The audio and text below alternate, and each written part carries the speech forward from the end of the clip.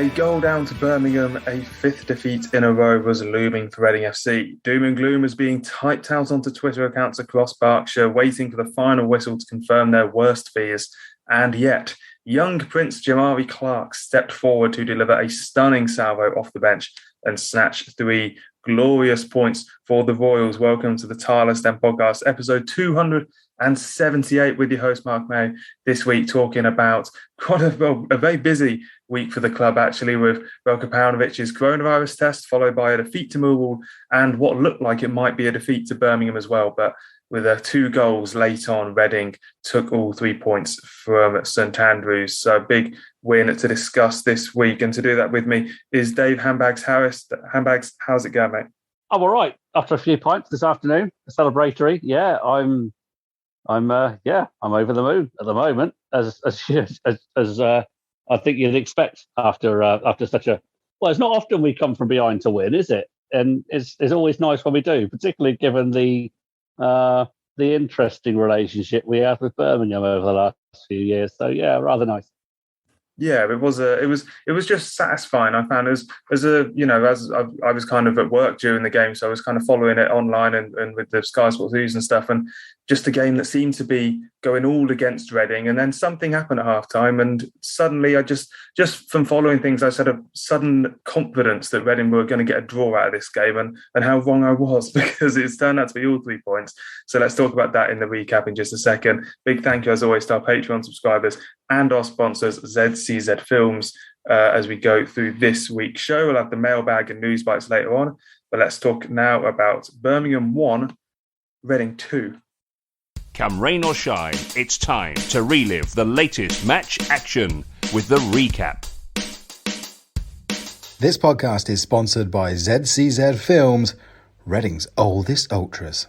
Well, let's brush off the Birmingham game for 1 second and go chronologically through this week and talk about the first big news, which happened, I think, about a couple of hours before we were due to play Millwall. It got confirmed that Veljko Paunovic had coronavirus. I think he had very mild symptoms. I think he's all well and everything like that. And he's been doing the matches, both matches this week remotely. I mean, we're all working remotely these days, so why not football managers? And he's been doing the press conferences by Zoom from his living room and everything. So Handbags Paunovic has been out of action. And yet, I suppose in a way, the only thing that we have kind of missed is his physical presence, because everything else he's still been able to do. Pretty much business as usual. Yeah. I'm not sure how that really affects goings on in the training ground. I can imagine that they have a dialogue. I mean, we'll as we spoke off air, that we'll touch on my little visit to to Bearwood, but they have a training meeting in the morning with all the coaches and the analysts. But I can imagine that he's dialed into that and let them know what basically he wants to do in agreement with the other coaches and whatnot. So I can't really see that there'd be too much difference, given that he's got complete comms with the first team coaching staff and Mitrovic. So yeah, I can't see that there's too much really that's affected him or affected the ongoings at the club too much. But sounds like that, on a personal level, he's not suffered too badly. I mean, I had coronavirus in December last year, and that was not pleasant. I can tell anybody it was not pleasant. Obviously, pre-vaccine, and I had fairly mild symptoms, so I know what it's like to have it. But if he's double vaccinated, then, or even with some form of immunity, then hopefully it's not affected him too badly, and hopefully he'll be on the touchline again in the next week or so. Yeah, well, I mean, they did say that he's double jabbed, and that he's obviously got the international break now to kind of, get through it and get through that period of isolation, test negative, and get back on the training pitch, because there's not too many Reading players away this next fortnight, so a good chance for him to get working with them. And even without Paunovic on the touchline, Reading took the bold step on Tuesday, going to a 5 at the back with Tom Holmes, Liam Moore and Scott Dan as the centre-backs. We also missed Andy Yeardon, which I think was COVID-related, Till Ashcroft, the young academy player, coming in at right back. Danny Drinkwater also disappeared this week because of an injury, because we haven't got enough of those. So Millwall was just such a difficult game. And Reading, I suppose the first half at least probably wasn't that different from the Birmingham first half. And maybe on a different night, John Swift had a chance to make it 1-1, and maybe on a different night he takes that chance and we go and get a win at Millwall. It's just the sort of game that Reading and their current guys, with the current the lack of players and the academy players at that point, were making steps up, but not completely revolutionising the team. At that point, it was just a game that got away from Reading, and I suppose it was just one too many. Yeah, quite. It's one of those games that when things are going wrong for you and you're on a downer, you end up losing.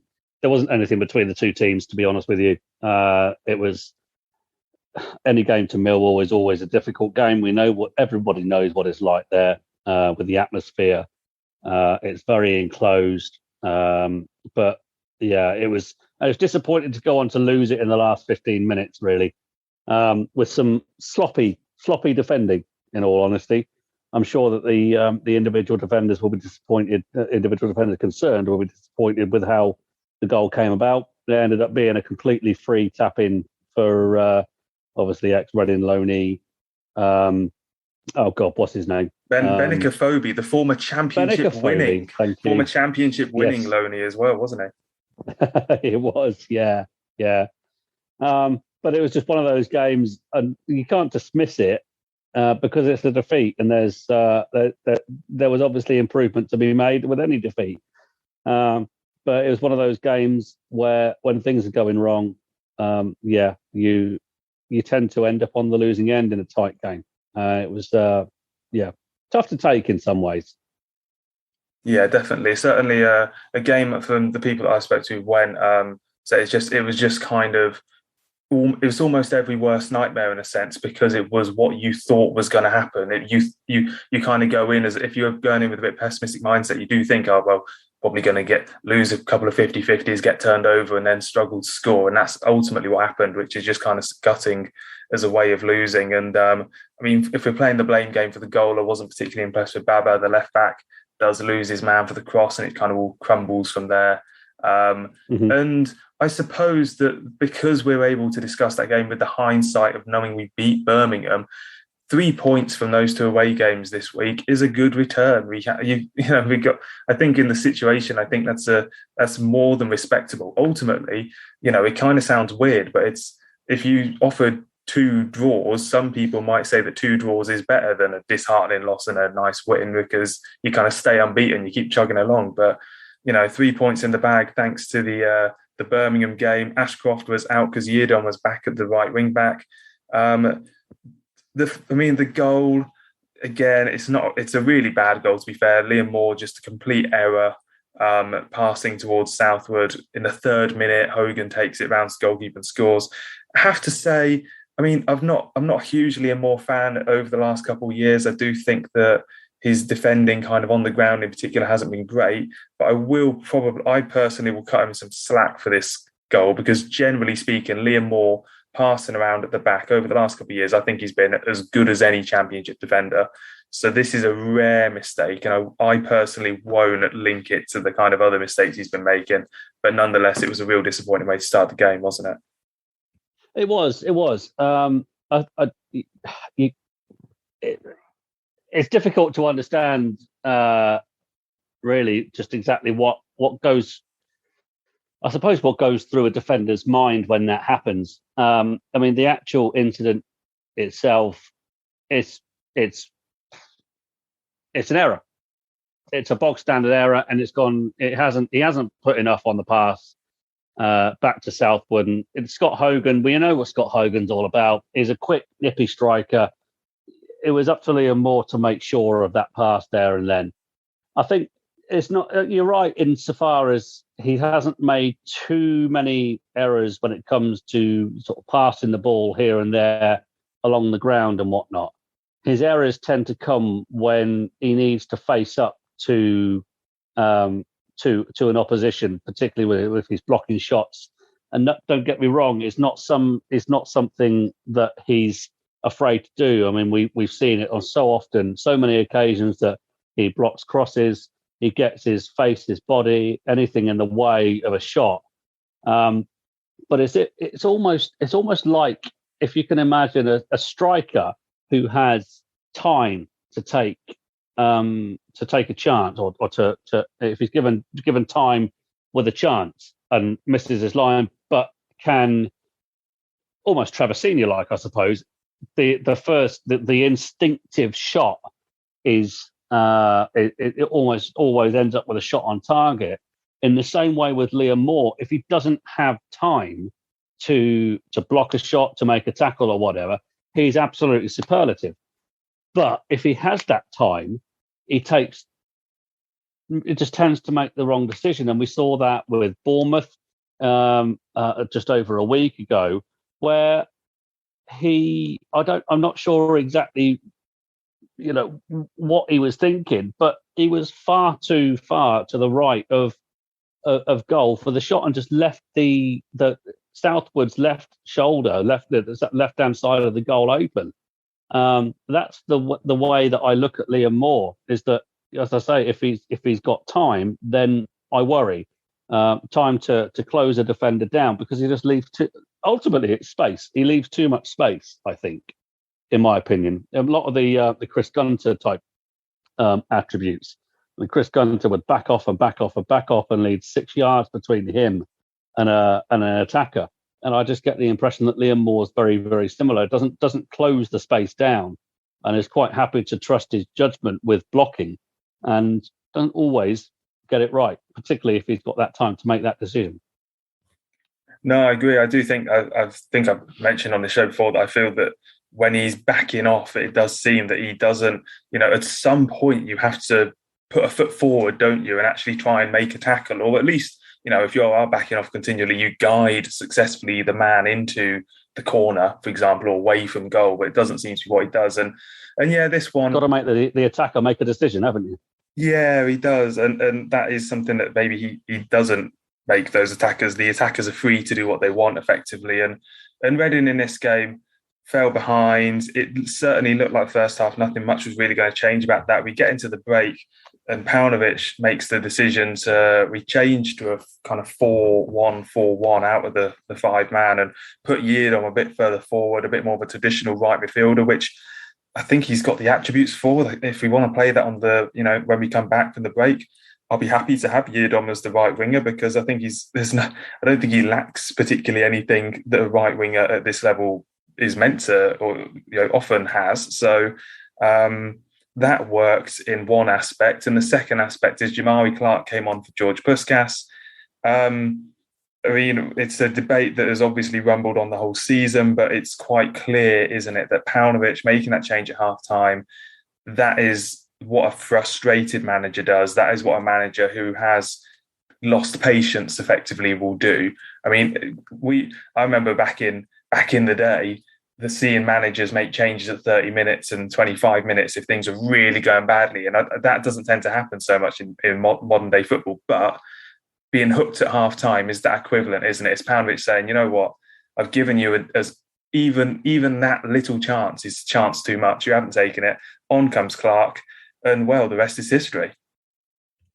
Absolutely. And he's, 2 goals up on the Clarke Puskas scoring count. I feel a little bit for George Puskas, because we don't play to his strengths. But, and this is the big but, we have a number of attacking players in that lineup, and we play to their strengths. And it's up to strikers, as far as I'm concerned, to play to the strengths of the attacking players that we already have. George Puskas has spectacularly failed to adapt to 3 managers now, Gomez, Owen and Paunovic. And even when he does have chances, you're not always convinced he's going to get a shot, even a shot on bloody target. He has scuffed his lines so often that it's unreal. And for an international striker who cost an absolute bomb in Championship terms, really, for Reading Football Club terms, from Inter, it's It's not particularly great. It's not a good look. And I'm frustrated with the man as much as any other Reading fan. Do I think he's going to come good? Absolutely not. And unfortunately for Reading Football Club, bearing in mind that he's almost certainly on a hefty wage, he's only halfway through his contract. He signed a 5-year contract. And so, it comes to the point where you have to look at him. Is he going to do we just cut our losses with him? Or what do you do? What do you do with him? Because we've only got, it's not as though we're going to be playing loads and loads of balls in behind. He can only play one way, George Puskas. He needs balls in behind. He needs the ball in front of him. And we don't play that way. We simply don't play that way. We play a very, very central game, which is why Lucas João is so superlative with the way that we play, because he's able to receive the ball with his back to goal and and be able to play in the centre of the pitch. George Puskas can't do that. And unfortunately, we don't have natural wide players. We have Halilovic, we have Ejaria, we have John Swift in the middle.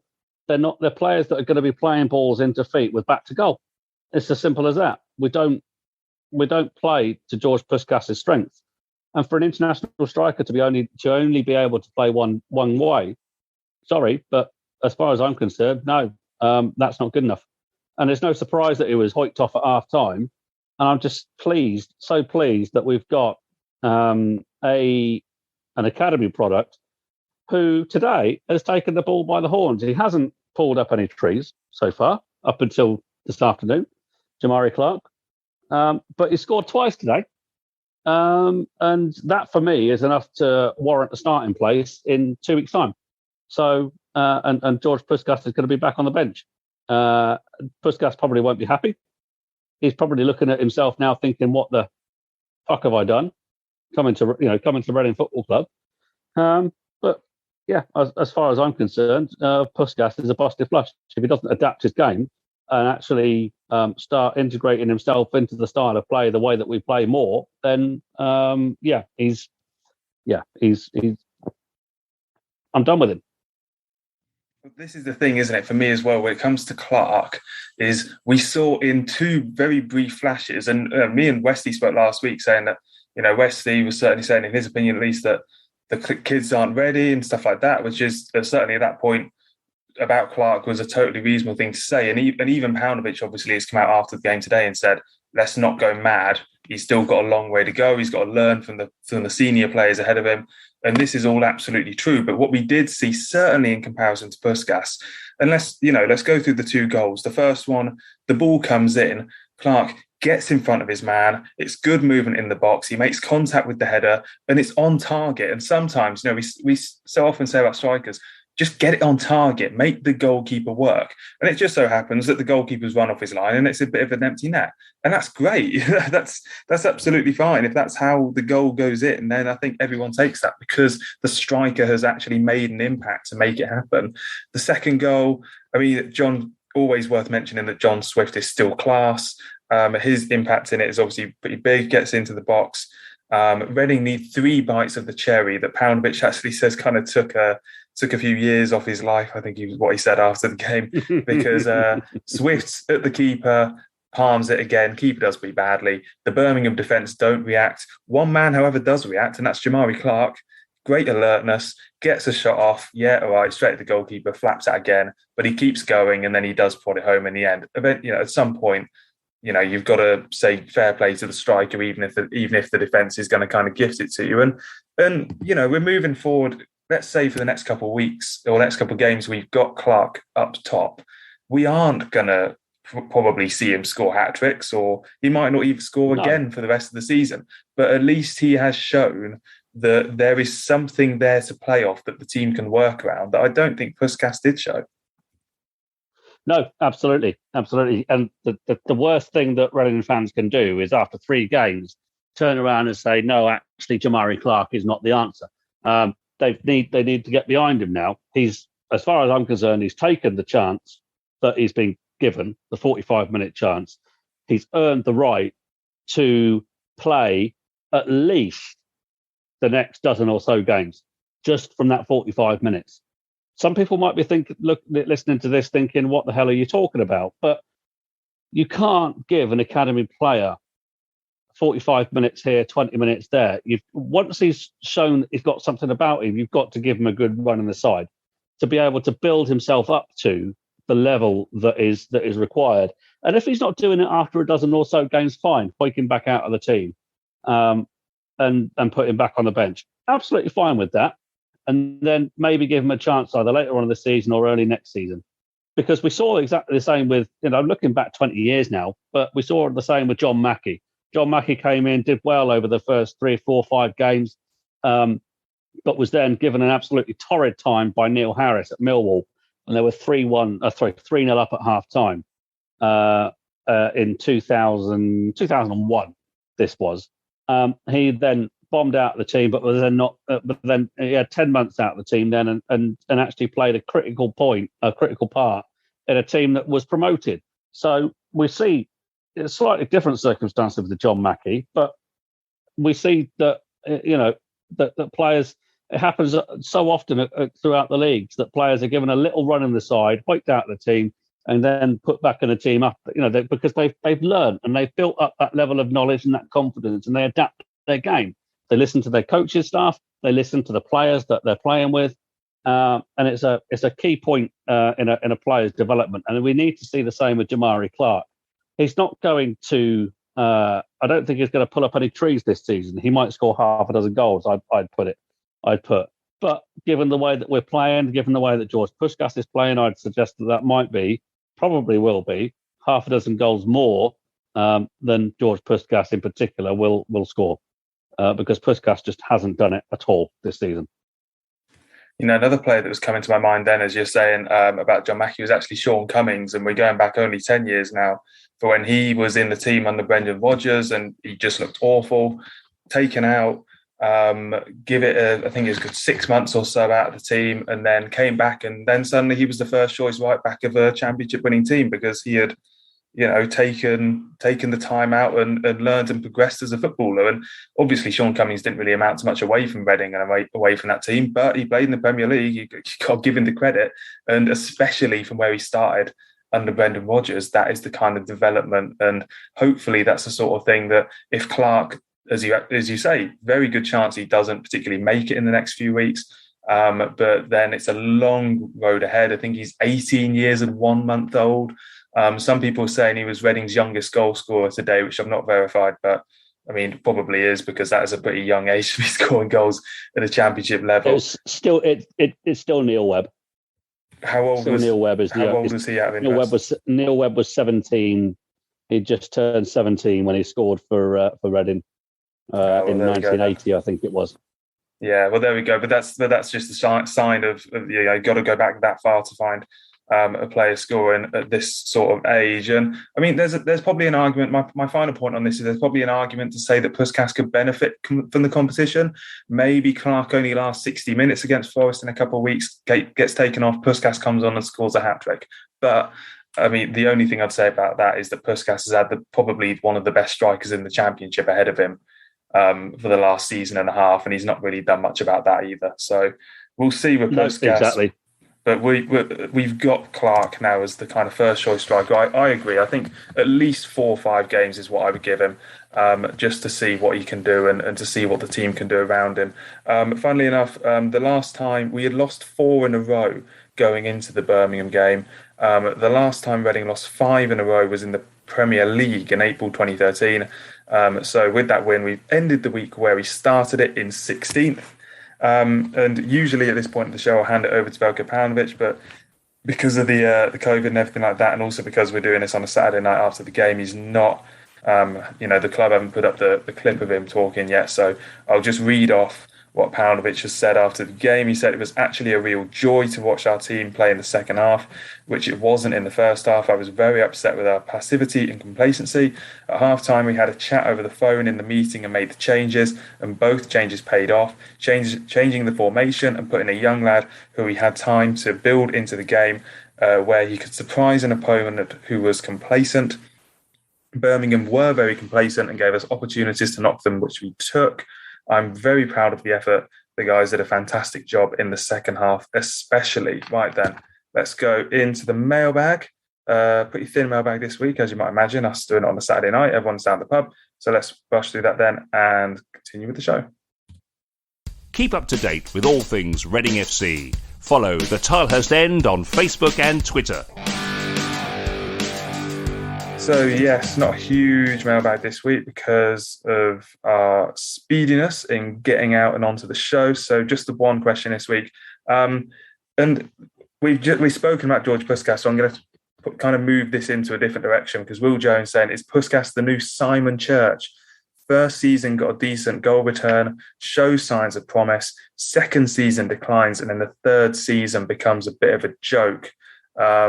Which, I mean, the comparison to Simon Church is interesting, Handbags. And I wanted to talk about what other strikers Reading have, kind of persisted with over the years, and it's not really worked out, or maybe eventually it does kind of work out. And I can't think of many players that we have kind of, yes, Puskas had an okay first year, but generally speaking, we have been, we haven't tended to just keep players going for ages and ages. And it does make me think, actually, that if Puskas does really struggle this third season, that it will be his last, because the club will just be, they'll just say that's that. And I don't know what other sort of strikers you can think of that have endured similar runs at the club over the years. I was struggling to think of any, to be honest with you. I think it's a little bit harsh on Simon Church.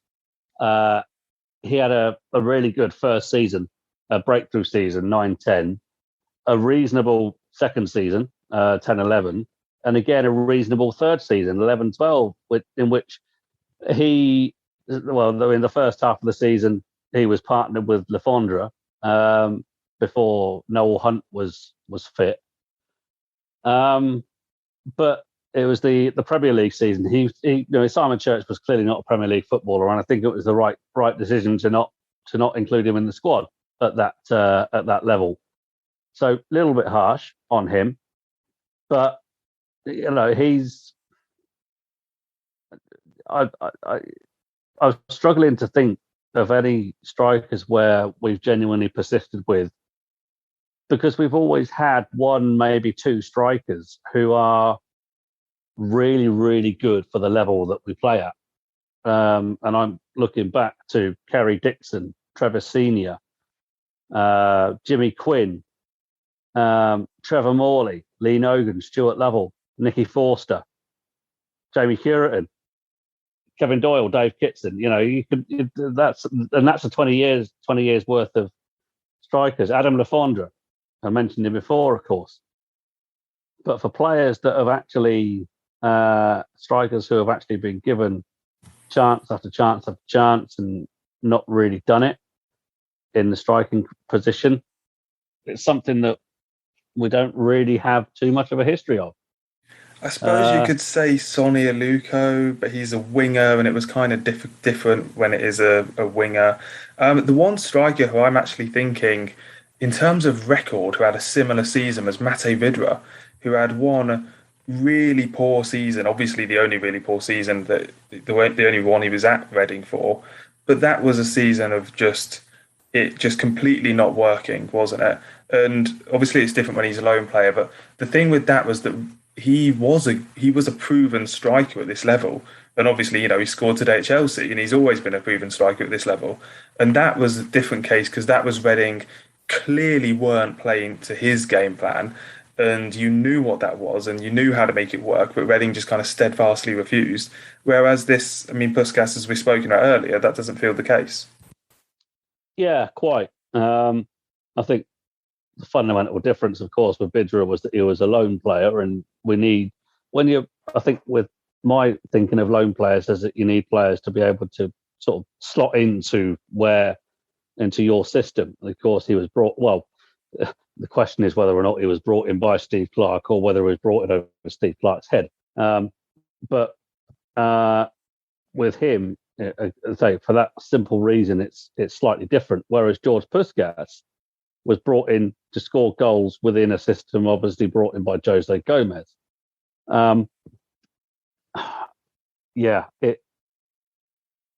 It's a difficult one because for Puskas in so many ways, but I still see no after 2.5 years nearly, I see no attempt from him to change his game, adapt his game to the way that we play based around certain managers. You can blame that on managers themselves, or you can blame that on the player. But we don't know, and this is where we need to look at what's going on at the training ground, because fans don't know what happens at the training ground, what's been said, what's been spoken. Has Pauno spoken to Puskas and Puskas has steadfastly refused or is unable to adapt? Or as Pauno said to him, keep doing what you're doing, it'll come? We don't know. We simply don't know. But whatever happens, whatever way you look at it, George Puskas hasn't ripped up any trees. And he's, this season so far, and for most of last season, in fact, he's flunked. It's an absolute flunk. He's not playing to, a reasonable international standard, as it were, because he plays for a decent country. That's, Romania are no mugs. It's not as though that he's playing for a country that have, they don't have any that sort of whipping boys. He plays for a decent country, but it's a frustration, and it is what it is, unfortunately. And there's only one person that can change that, and that is George Puskas. Well, and it's also a bit of an indication as to the situation a club have found themselves in. There's more talk of points deduction, everything this week. Puskas' signing was definitely a big contribution to the club's financial situation, because the club felt they could do it. They felt they were getting a good deal. They obviously weren't. I'm just having a quick look just to kind of end this point on comparisons to other players. I'm flicking through the kind of historical statistics, as it were, on Wikipedia. So obviously not a great source, but I mean, he's got 18 goals in, I think it's 82 appearances now for Reading. And you can kind of compare that. That's roughly the same record that Darius Henderson had, which Handbags, I'm sure you'll probably be able to inform us a bit more on that.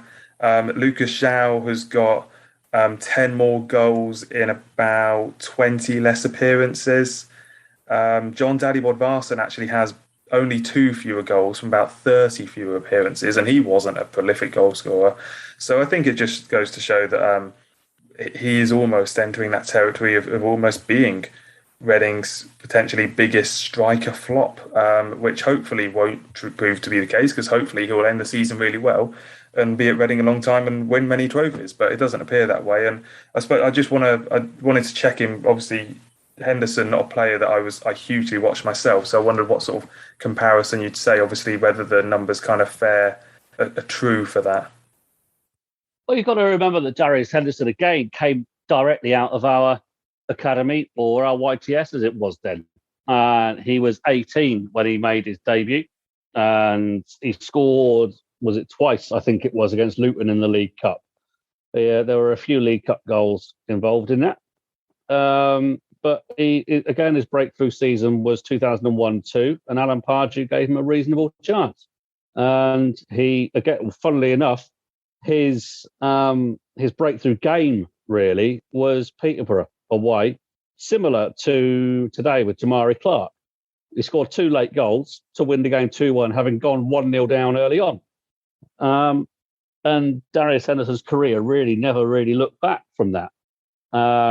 It was Steve Coppell who let Henderson go. I think Henderson went to Gillingham for for small money. There might have been a small fee involved, but that was 2004, I think it was. So he had 3 years at Reading in the first team. Bearing in mind that Reading had 3 strikers who were ahead of Henderson at the time in Curran, Forster and Butler. Butler didn't pull up any trees in the first part of that season either, although in, I think it was the October or the November, he ended up with a broken leg. Didn't come back until Brentford. So it was Forster and Curran. But Henderson offered something different, because Forster and Curran, Forster being the very direct player, Curran the fox in the box, Henderson being the big, tall, strong striker who very much the Jimmy Quinn mould, I suppose, and similar to Lucas Zhao in some ways. So yeah, Henderson was something totally different. again, totally different to George Puskas. Again, Jahmari Clarke, I've seen a little bit of him. Again, he's tall, needs to bulk out a bit. Is he going to be the player to sort of hold up the ball, bring other players into play, and be a good championship striker? I don't know. You never know.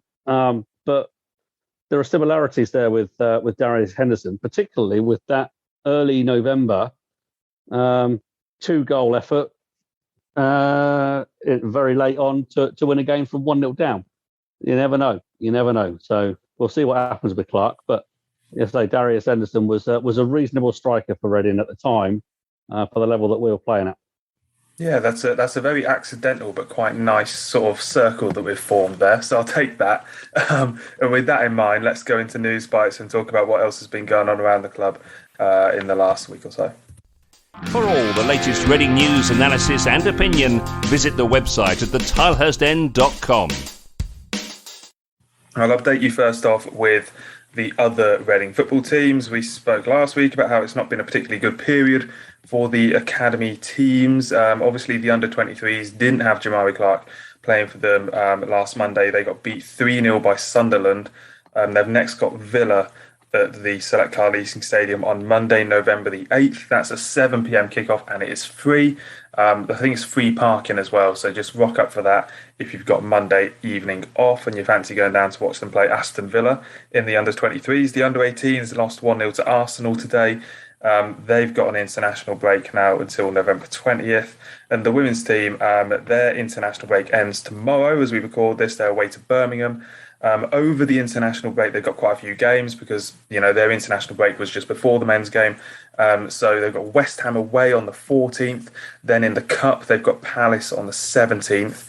And then on the 21st of November, Sunday, 2 p.m. kickoff at the Select Car Leasing Stadium is Brighton at home in the WSL. So get yourself down to that, which I guess is the day after the Nottingham Forest game, in fact. So that's the next time they're at home is the 21st.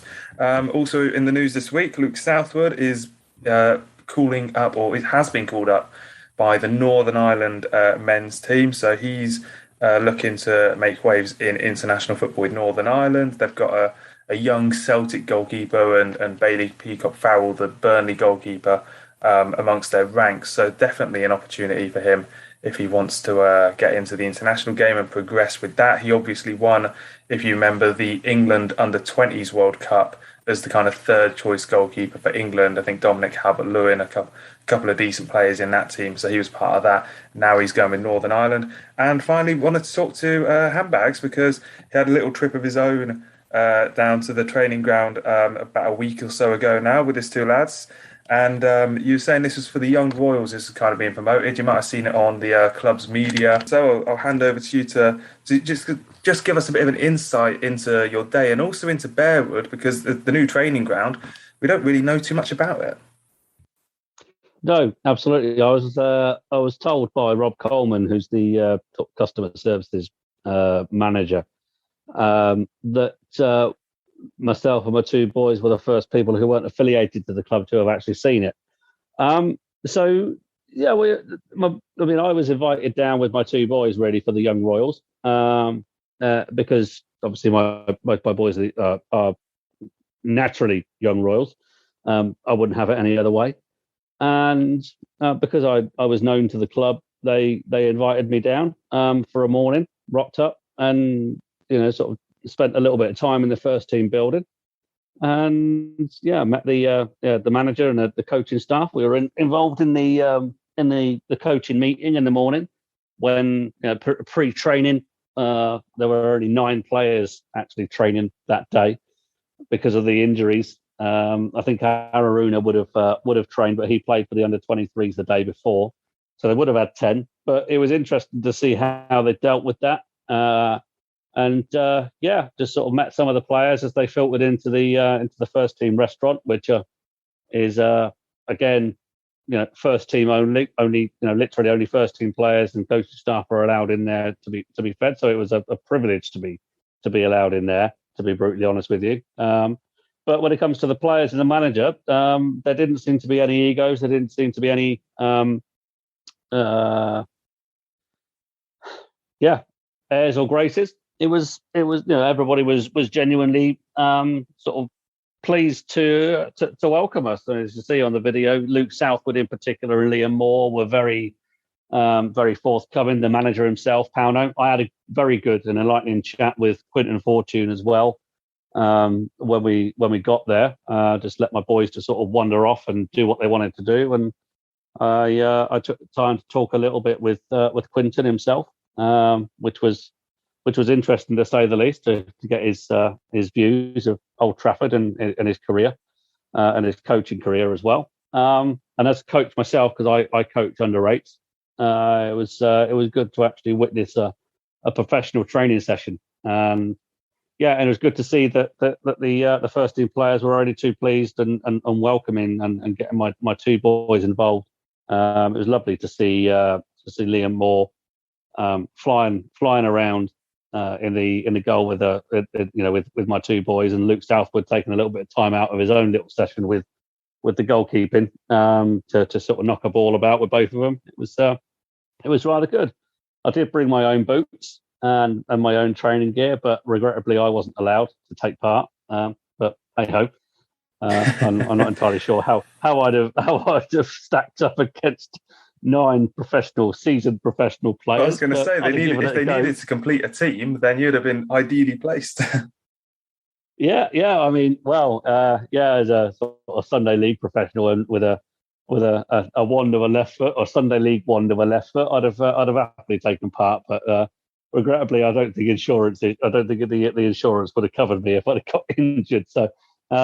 It was a genuinely good day, and it was good to see the women come across as well. Kelly Chambers and the manager of the women came across with 3 of their players as well. And it's frustrating because I want to get down and actually see a women's game, but unfortunately they usually kick off at 2:00 on a Tuesday, and I live an hour away from Reading as well now, so on a decent day. And with 2 boys that kick off at sort of 10:30 and 12:30, it makes it difficult to get down there. So, it's not that I'm sort of dismissing the women at all. I'd love to get down there, but with my 2 boys playing, it just makes it that little bit more difficult. And particularly, money's always tight, particularly now with fuel prices and whatnot. And I live alone. It just makes it that little bit more difficult to get down there. So, but yeah, we'll get down there one day to see the women and reintroduce ourselves, because it was nice of them to come across to the men's building and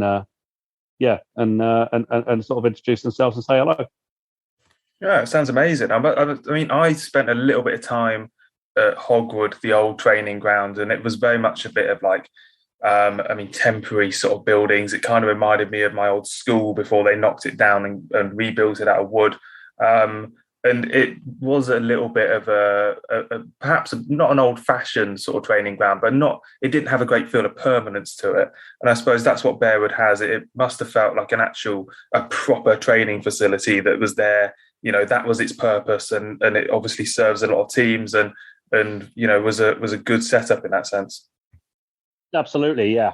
There is that, like the word that you used there, permanence, is perfect, really, because the first team building is it's a great facility, and the women, there's almost like a sort of a courtyard, and the women's buildings are just across the other side of the courtyard.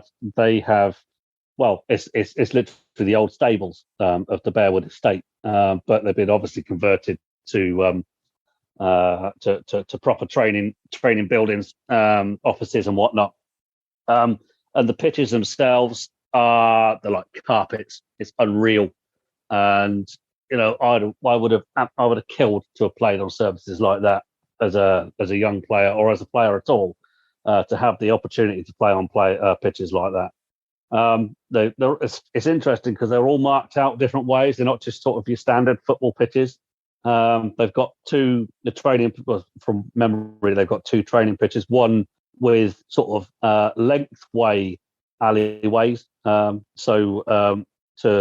presumably deal with width, and they've got one with a standard football pitch sort of split into thirds or quarters, should I say?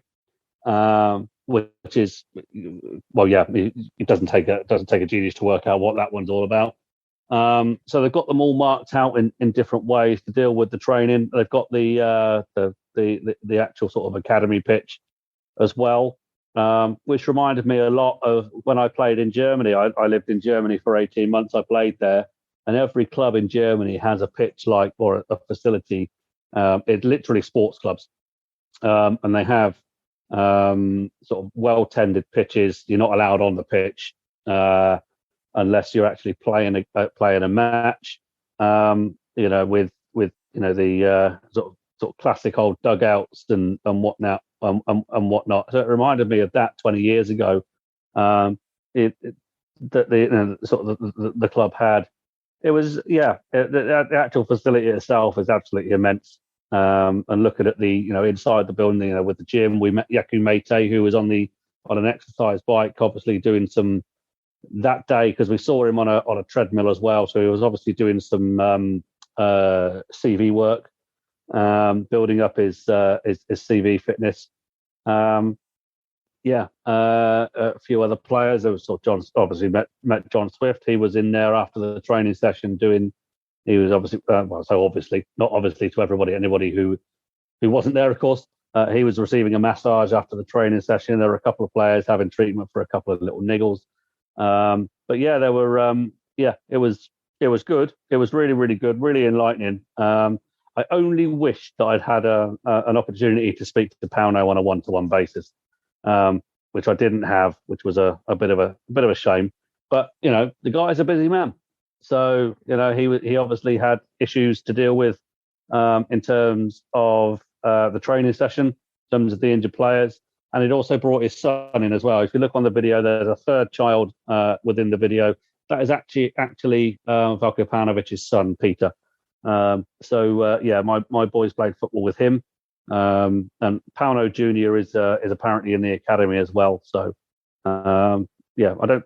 In terms of the actual sort of gameplay with my boys and Pauno Jr., I think they kind of stood up quite well. It was rather nice that they were able to do that. Oh, well, the future's bright in that case. We'll have handbags down the left and right wing and Pauno in the middle for years to come. Oh, absolutely. Yeah, that'll do, mate. I'm happy with that.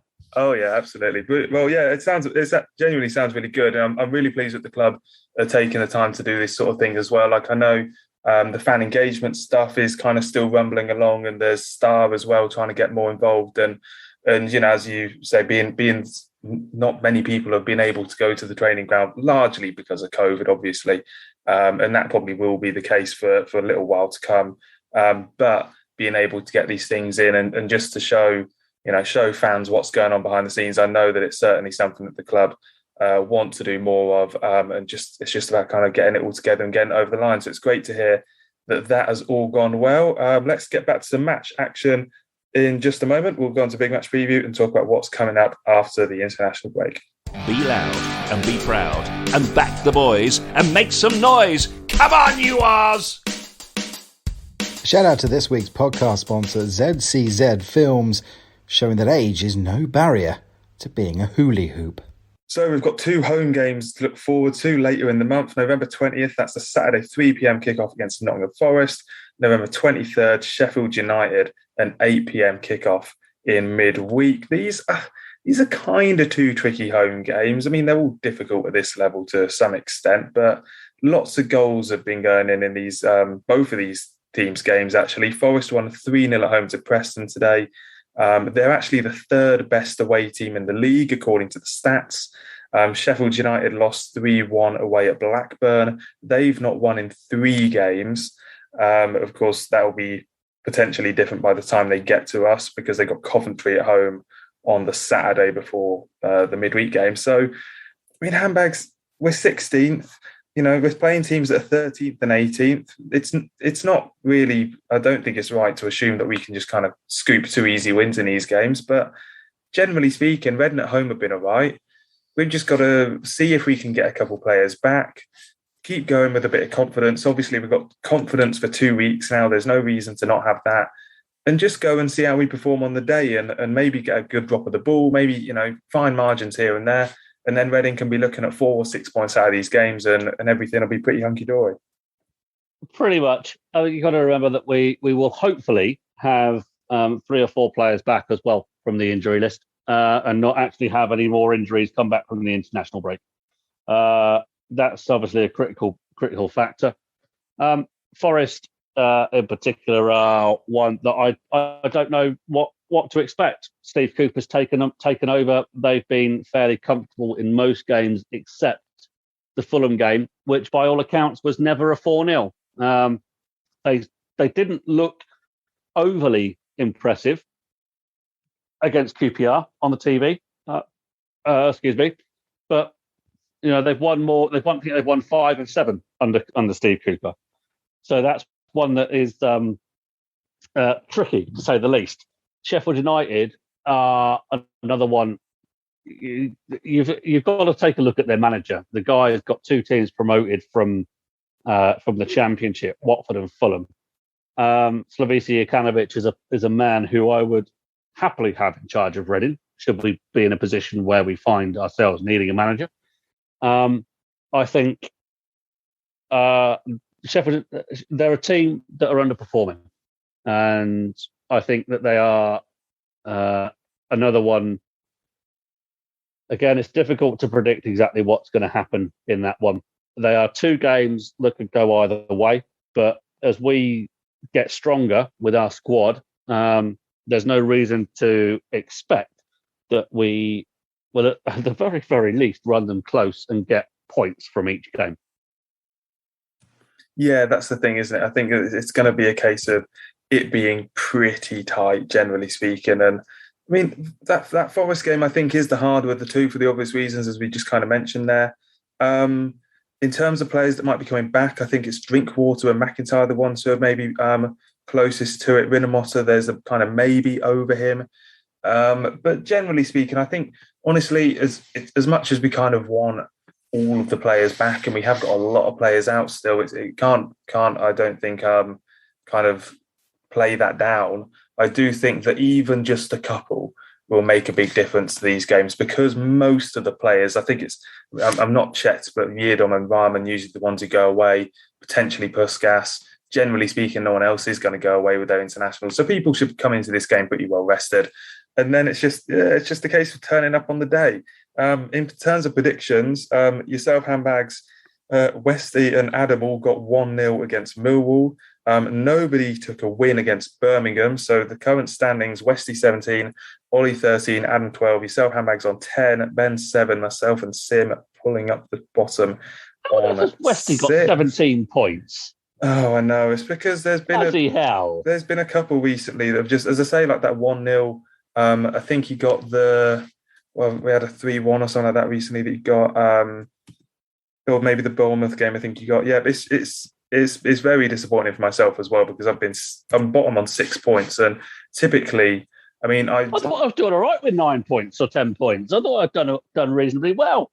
I know. Bloody hell. It just shows how this is. I mean, for me, there was a year when I think I cruised to the title, or got near cruising to the title or something like that a couple of years ago. But so I do this, obviously, and then there's Super 6, and then there's Fantasy Premier League. The only real things that I kind of put effort into thinking about what I'm going to do. And I've never had all 3 do well at the same time. And this year, it's Super 6 I'm doing right in. Never been that great at Super 6 previously. This year, Super 6 is right.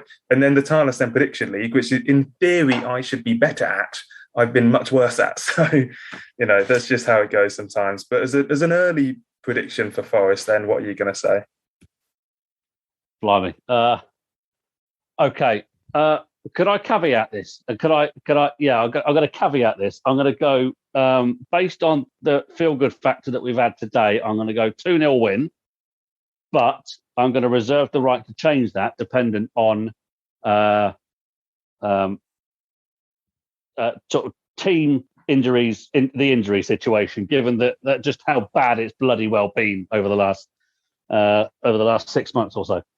Yeah, no, that's fair enough. Obviously, we can change these all the way up until, I mean, even after the team, I'm always happy for people to change it as long as the game hasn't kicked off. I think, I mean, I've shot myself in the foot in a way, because of both of the games this last week, I predicted 1-1, and predicting draws in itself is a little bit of a fool's gold kind of idea. And yet I think this game could finish 1-1. So I'm probably going to have to sit on the fence. I won't, if it doesn't come off this time, then I'll stop doing it for a few weeks and then we'll probably draw a few games. There ain't too many splinters. Yeah, no, looking at our record in particular, we've only had one draw all season. And Forest had 4, so not too many more. But yeah, it is an interesting one that Reading are kind of like. Today's game and probably the Blackpool game and maybe even the Millwall game, all really good examples of a game that so easily could have ended up level, and yet we somehow managed to lose 2 and win one of them. So I'm going to tentatively say 1-1, and I'll remain bottom of the standings. Barnsley game as well in there, the Borough game, the games that you could argue should have been draws, but we actually ended up winning. So yeah, absolutely. No, it does. So that's so we'll be back then. That does mean, with it being the international break, we will take a week off. Barring anything spectacular or otherwise happening. Obviously, if there's some sort of points deduction does land or anything, we'll try and put together an emergency podcast for you. But otherwise, we'll jump into a little bit of winter hibernation for the next week or so. Handbags, as ever, a huge pleasure having you on this week, mate.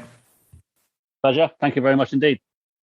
And we will be back in about a fortnight. And isn't it just so nice that we can go into this fortnight? There's no questions over Pauno. There's no questions over Reading's future in this league. There's no questions over relegation zone for the time being. It's just all a situation that we're all very familiar with, of Reading, just when you doubt them the most, they'll pull out something and keep us smiling for the international break to come.